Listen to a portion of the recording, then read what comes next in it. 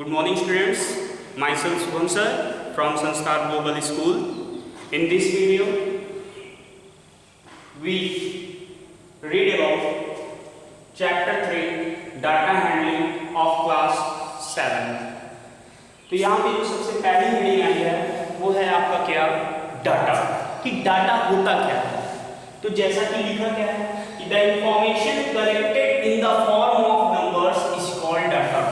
जब कोई भी सूचना आप एकत्र करते हो यानी इकट्ठा करते हो किस फॉर्म में, नंबर्स के फॉर्म में, तो वो क्या कहलाता है, आपका डाटा। ठीक है, जब कोई भी इंफॉर्मेशन को आप किस फॉर्म में एकत्र करते हो, न्यूमेरिकल फिगर्स में कलेक्ट करते हो, इकट्ठा करते हो, तो वो आपको क्या कहलाता है, डाटा कहलाता है। ठीक है, नेक्स्ट आपको इसमें एक बात ध्यान रखना है कि each numerical figure in a data is called an observation, कि जो आप न्यूमेरिकल फिगर किसी भी डाटा में जो आपका न्यूमेरिकल फिगर होता है वो आपका क्या कहलाता है, ऑब्जर्वेशन कहलाता है। क्या कहलाता है, ऑब्जर्वेशन कहलाता है। अभी मैं आपको इसको एग्जांपल के माध्यम से समझा रहा हूं कि दूसरा heading, A number of times, जितनी बार कोई पार्टिकुलर ऑब्जर्वेशन ऑकर करता है यानी कोई भी पार्टिकुलर ऑब्जर्वेशन जितनी बार आता है वो क्या कहलाता है, फ्रीक्वेंसी कहलाता है। चलिए इसको ऑब्जर्वेशन और फ्रीक्वेंसी को मैं एग्जांपल के माध्यम से आपको समझाता हूं कि एक क्लास है, उसमें मार्क्स ऑब्टेन यानी एक टेस्ट हुआ था, तो उसमें कितना कितना नंबर पाया है, ठीक है, और कितने कितने बच्चे पाए हैं वो यहाँ पे लिखा गया है। यहाँ पे मार्क्स ऑब्टेन्ड है आपका और यहाँ पे आपका क्या है, number of student. Marks obtained को हम ऑब्जर्वेशन कहते हैं और फ्रीक्वेंसी को यहाँ पे जितने नंबर ऑफ स्टूडेंट्स हैं यहाँ पे हमने उसको क्या कहा, फ्रीक्वेंसी। जैसे मैंने कहा कि 5 नंबर पाने वाले बच्चों की संख्या कितनी है, 10 नंबर्स पाने वाले बच्चों की संख्या क्या है, 15 नंबर्स पाने वाले बच्चों की संख्या क्या है, 20 और 20 नंबर पाने वाले बच्चों की संख्या क्या है, 30। तो अगर यहाँ कोई पूछा जाए कि ऑब्जर्वेशन क्या है, तो यही जो आप मार्क्स ऑब्टेन कर रहे हो, 5, 10, 15, 20, ये क्या है आपका ऑब्जर्वेशन।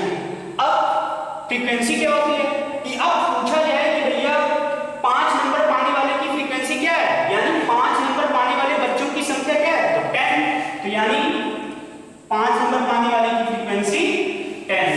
इसी तरह अगर कोई पूछे कि 10 नंबर पाने वाले बच्चों की संख्या क्या है, 15, यही उसकी क्या कहलाएगी, फ्रीक्वेंसी।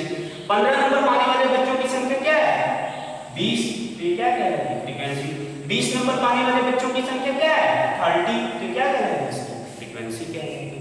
तो अब आपको ऑब्जर्वेशन और फ्रीक्वेंसी का मतलब समझ में आया। अब नेक्स्ट टॉपिक पे बढ़ते हैं, वो है मेरा क्या, रॉ डाटा। रॉ डाटा क्या होता है, when the data is not in a systematic way, जब कोई भी डाटा सिस्टमैटिक वे में नहीं होता है। सिस्टमैटिक वे में यहाँ पर कहने का मतलब है कि ना ही वो इंक्रीजिंग ऑर्डर में हो ना ही वो डिक्रीजिंग ऑर्डर में हो, तो इस फॉर्म में जब आप डाटा पाते हो तो वो मेरा क्या कहलाता है, रॉ डाटा कहलाता है। जैसे यहाँ पे देखिए 0 है, फिर 1 लिखा है, फिर 2 लिखा है, फिर 1, फिर 0, फिर 5, फिर 2, ये क्या इंक्रीजिंग या डिक्रीजिंग ऑर्डर में लिखा है, नहीं लिखा है, तो कैसा डाटा है आपका, ये रॉ डाटा। नेक्स्ट आता है आपका अरेड डाटा। अरेड डाटा क्या होता है, when the data arrange in an ascending order और descending order then it is called arrayed data. जब दिया गया जो आपका डाटा होता है जो कि in the form of numerical figures होता है, अगर उस डाटा को आप या तो बढ़ते हुए क्रम में लिख दो या तो घटते हुए क्रम में लिख दो, ठीक है, तो मेरा क्या कहलाता है, अरेड डाटा कहलाता है। जैसे 1 1 1 2 2 3 3 4 4 4, इसको मैंने किस फॉर्म में लिखा है, एक असेंडिंग ऑर्डर में लिखा है, इसलिए मेरा क्या कहलाएगा, ये मेरा अरेड डाटा कहलाएगा। अब बात आती है नेक्स्ट पॉइंट हेडिंग कि रेंज क्या होता है। तो रेंज क्या होता है कि जो अंतर होता है हाईएस्ट ऑब्जर्वेशन और लोएस्ट ऑब्जर्वेशन के बीच का जो डिफरेंस होता है वो आपका रेंज कहलाता है। अब मान लीजिए आपको यही डाटा दिया गया और इसका पूछा जाए कि रेंज क्या है, तो यहाँ पे सबसे हाईएस्ट ऑब्जर्वेशन कौन मिल रहा है, 4, और सबसे लोएस्ट ऑब्जर्वेशन 1, तो इन दोनों का जो डिफरेंस होगा 4 - 1 3, ये क्या कहलाएगा, आपका रेंज कहलाएगा। अब नेक्स्ट हेडिंग पे आते हैं,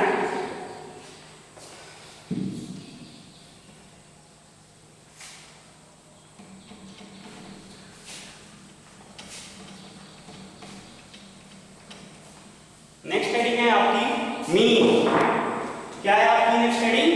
मीन। तो मीन क्या होता है? The average of the given set of numbers, the average of the given set of numbers is known as mean. यानी कोई भी नंबर्स का जो आपको सेट दिया गया होता है उसका जो औसत वैल्यू होता है उसी को हम क्या कहते हैं? मीन कहते हैं, या कहीं कहीं अरिथमेटिक मीन भी बोला जाता है। तो क्या होता है? The average of the given set of numbers, the average of the given set of numbers is known as arithmetic mean और सिंपली मीन। चलिए इसके मीन के ऊपर मैं आपको यहाँ पे क्वेश्चन सॉल्व कराना हूं। क्या है क्वेश्चन? देखिए क्वेश्चन ये है कि find the mean of first 5 prime numbers. Find the mean of first 5 prime numbers. आपको पहले प्राइम नंबर्स, 5 पहले प्राइम नंबर्स का क्या निकालना है? मीन निकालना है। क्या निकालना है? मीन निकालना है। तो फर्स्ट 5 प्राइम नंबर्स आर, पहले 5 प्राइम नंबर्स कौन कौन से होते हैं आपका? 2 होता है, 3 होता है, 5 होता है, 7 होता है और 11 होता है। ठीक है, तो इसका मीन निकालने के लिए आप क्या करोगे? Mean is equal to 2 plus 3 plus 5 plus 7 plus 11। कितने डिजिट्स हैं? 1 2 3 4 5। जितने डिजिट्स होते हैं, जितने ऑब्जर्वेशंस होते हैं उतने से हम डिवाइड कर देते हैं। तो 3 plus 2 5, 5 5 10, 10 plus 7 17 plus 1 18 plus 10 28 by 5। इसकी वैल्यू क्या है? 5 5 जा 25, 3 बचा 5 6 जा 30। क्या आ गया आपका? 5.6। नेक्स्ट हेडिंग है आपका क्या? मीडियन। मीडियन क्या होता है? व्हेन द डाटा, यानी आप कह सकते हो कि after arranging the given data in an ascending और descending order of magnitude, the value of the middlemost observation is called the median of the data। क्या लिखा है? देखिए कि after arranging the given data, after arranging the given data in an ascending order or descending order of magnitude, the value of the middlemost observation, the value of the middlemost observation is called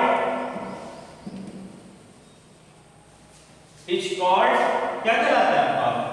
median कहलाता है। Median की value 2 तरीके से निकलती है। एक ध्यान रखना, अगर आपका नंबर ऑफ ऑब्जर्वेशन क्या होता है? ऑड होता है। If small n is odd, यानी n क्या है यहाँ पे? Number of observation. If small n is odd then median कैसे निकलेगा? मीडियन जो होता है n + 1/2th ऑब्जर्वेशन से निकलेगा। ठीक है, ये पहली कंडीशन है। दूसरी कंडीशन ये होती है कि अगर आपकी नंबर ऑफ ऑब्जर्वेशन की वैल्यू क्या है? इवन है, तो देन मीडियन कैसे निकलेगा? मीडियन का निकालने का फॉर्मूला होता है इक्वल टू 1/2 ब्रैकेट में n/2th observation plus n/2 plus 1th observation. ठीक है, इस तरीके से आप अगर इवन रहता है तो ये फॉर्मूला यूज करते हैं, और ऑड रहता है तो ये फॉर्मूला यूज करते हैं। ठीक है, लास्ट हेडिंग है आपकी क्या है? मोड। क्या है आपकी last heading? Mode.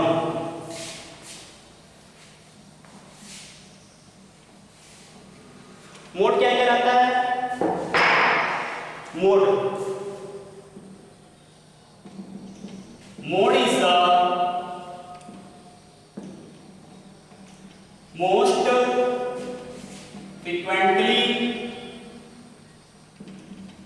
occurring observation,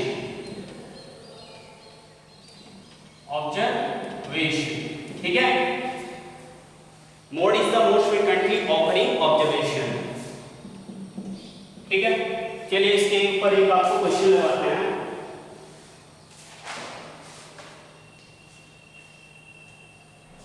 जैसे अगर पूछा जाए कि the mode of the data, एक डाटा आपको दिया गया है, उसका मोड निकालना है। डाटा क्या है? 23, 26, 23, 26, 22, 29, 29, ठीक है, 23,